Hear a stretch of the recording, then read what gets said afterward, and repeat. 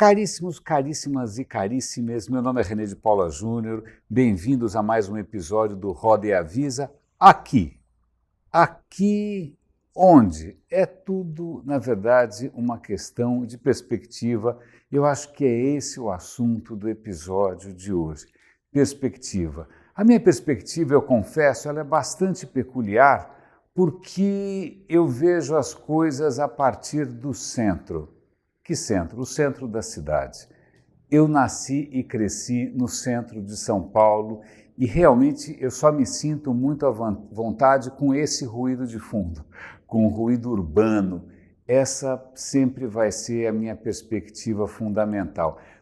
E eu estou chamando a atenção para essa questão de cidades por uma ideia muito interessante que eu ouvi numa discussão ali no podcast do Sean Carroll, uma discussão sobre até que ponto o Vale do Silício é ou não amigo das cidades.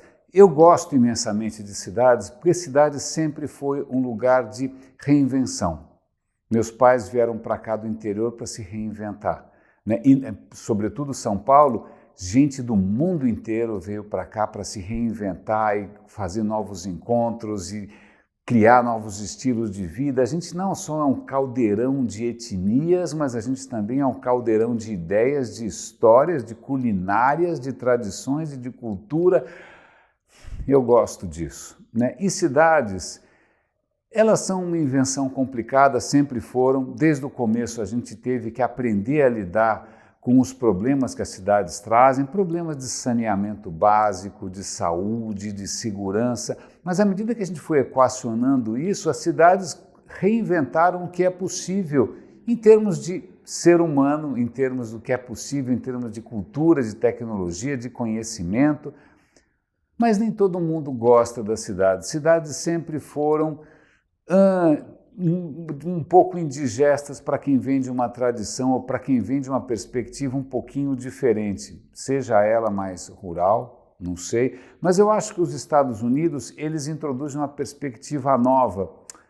Quando a gente pensa em América, no que você pensa? Nova York, talvez, uma cidade incrível, né? Puxa, o lugar mais cosmopolita, difícil de imaginar, ou talvez Chicago, né? Mas a gente esquece que muitas vezes os Estados Unidos são caracterizados pela quase que antítese das cidades. As pessoas espalhadas, morando em condomínios, morando no subúrbio, morando afastadas, praticamente uma civilização de gente ilhada, né, dependendo de automóveis para se locomover daqui para lá. O Vale do Silício, se a gente parar para pensar, não sei se você conhece, é claro, tem São Francisco logo ali, mas tirando o miolinho ali de São Francisco, que também é legal porque tem gente do mundo todo, inúmeras culturas colaborando, mas se você sai um pouco desse esquema, é de novo aquela cultura de você depender do carro, não é essa cultura pedestre que uma cidade tem, em que você anda pela rua, como eu ando aqui no bairro, e você reconhece desde o taxista, o entregador da padaria, você pode ir até a banca de jornal, você pode caminhar e dar uma volta no bairro e descobrir se existem novas floriculturas, por exemplo, né? Não, tudo depende do carro. E um ponto que aparece nessa conversa do Sean Carroll é que, curiosamente, muitas das inovações que o Silicon Valley criou eram praticamente para compensar esse isolamento, né? Quando a gente vê o Mark Zuckerberg, que, né, começou o seu negócio numa garagem ali no Vale do Silício,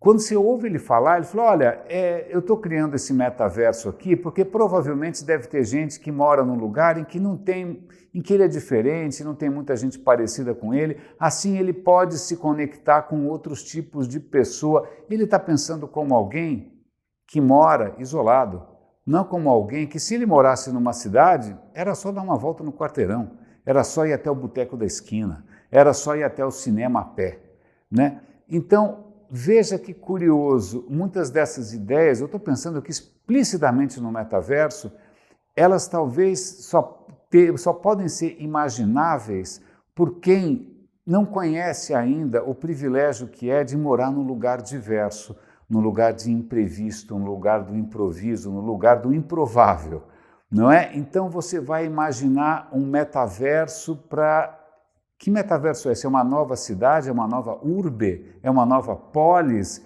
Mas espera, uma das coisas legais da cidade, confessemos, é justamente o fato dela ser meio bagunçada, né? Dela ter becos, dela ter cantos, dela ter coisas completamente inesperadas, mas se você substituir isso por um mundo com regras muito definidas, regras definidas por uma empresa só, não por todos, eu acho que a gente está perdendo alguma coisa.